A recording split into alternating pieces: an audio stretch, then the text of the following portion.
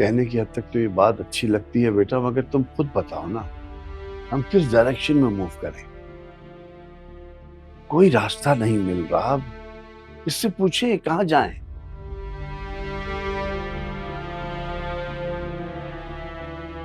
क्या चाहते हैं आप? उसे हमेशा हमेशा के लिए भूल जाऊं मैं?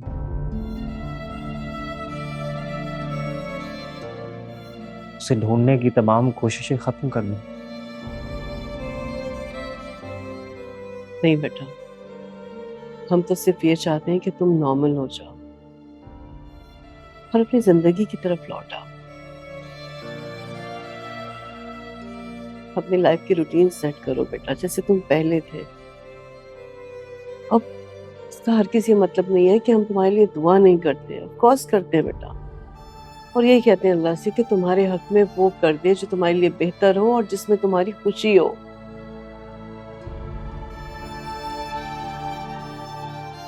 उसके जाने से तमाम खुशियां चली गई हैं मेरी जिंदगी से।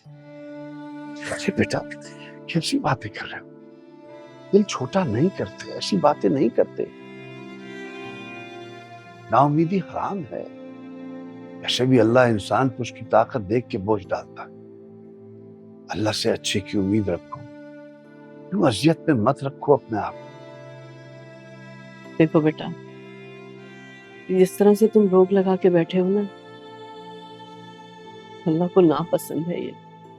और ये जो गुजर रहा है ना, ये वक्त नहीं है बल्कि जिंदगी है। देखो बेटा, ये भी तो हो सकता है कि अल्लाह सारे वाक़े से हम सबका इम्तिहान लेना चाहता हो। तो अक्लमंदी तो इसी में है ना कि हम सब्र से इस इम्तिहान में पूरे उतरने की कोशिश करें।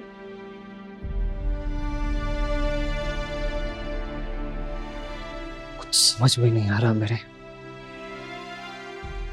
तो बेटा, ऑल द मोर रीजन, सब अल्लाह के हवाले कर दो, उस पे छोड़ दो। वो जरूर कोई बेहतरी निकालेगा इस सब में से।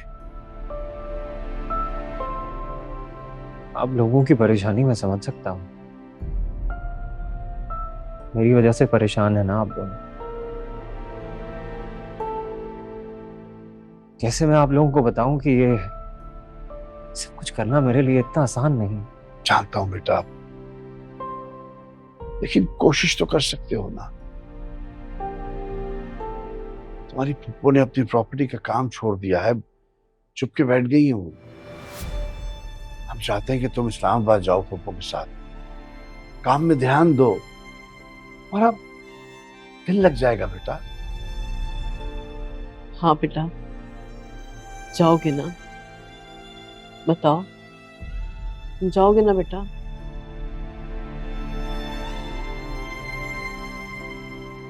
कोशिश करूं। अच्छा, ठीक है बेटा, जैसे तुम्हारी मर्जी।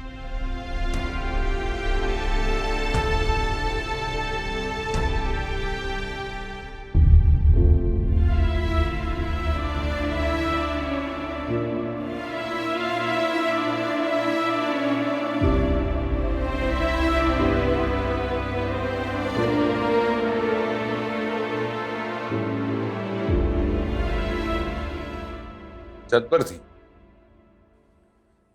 कहीं दोबारा छत से कूद कर मरने का इरादा तो नहीं?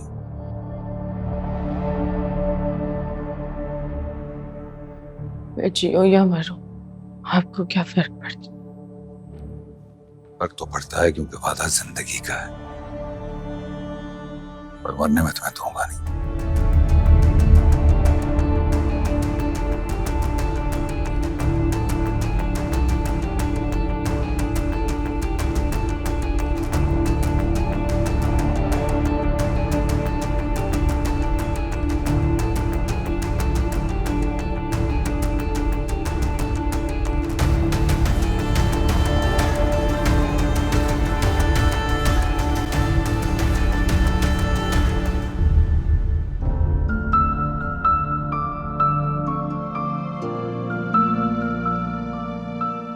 फर्क तो पड़ता है क्योंकि वादा जिंदगी का है,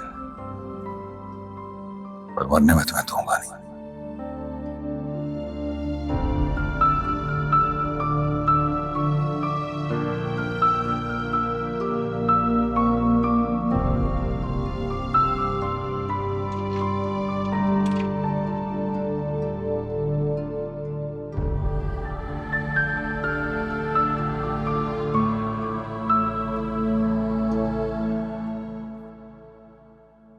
कोशिश करूंगी कि आहिस्ता आहिस्ता तुम्हारी जरूरत की चीजें लाके यहाँ रख सकूं। किसी चीज की ख्वाहिश नहीं है मुझे। तुम मेरी छोटी बहनों की तरह हो, मैं तुम्हारी हमदर्द हूँ। ले लो, पी लो। नहीं पीना मुझे। अरे प्लीज पी लो ना।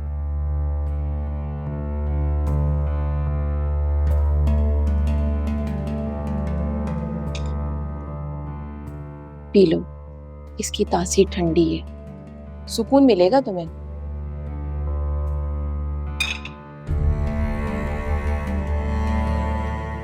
इतना चुप क्यों रहती हो?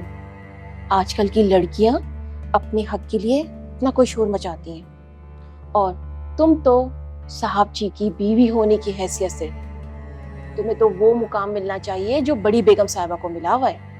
किसी रुतबे मुकाम या हैसियत की ख्वाहिश नहीं है मुझे।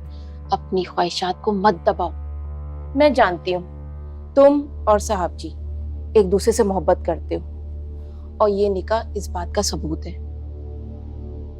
हमारी शादी जबरदस्ती हुई थी, जबरदस्ती निकाह कराया गया। मुझसे क्यों छुपा रही हो? कुछ नहीं छुपा रही हूँ।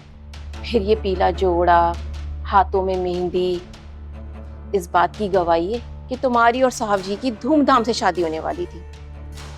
साहब जी से बात नहीं हो पा रही है ना, तो तुम मुझे बताओ, मैं तुम्हारी मदद करूंगी। बस तुम मुझे खत लिख के दे दो।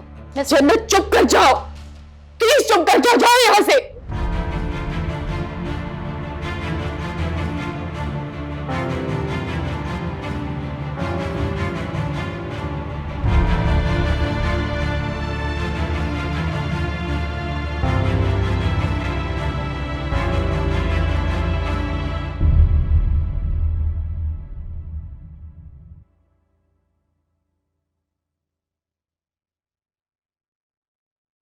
अकरम से कोई काम बोला था आपने?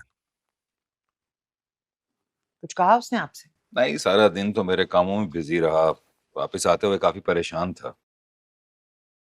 कह रहा था कि बेगम साहबा ने कोई काम बोला है, मैं कर नहीं पाया हूं।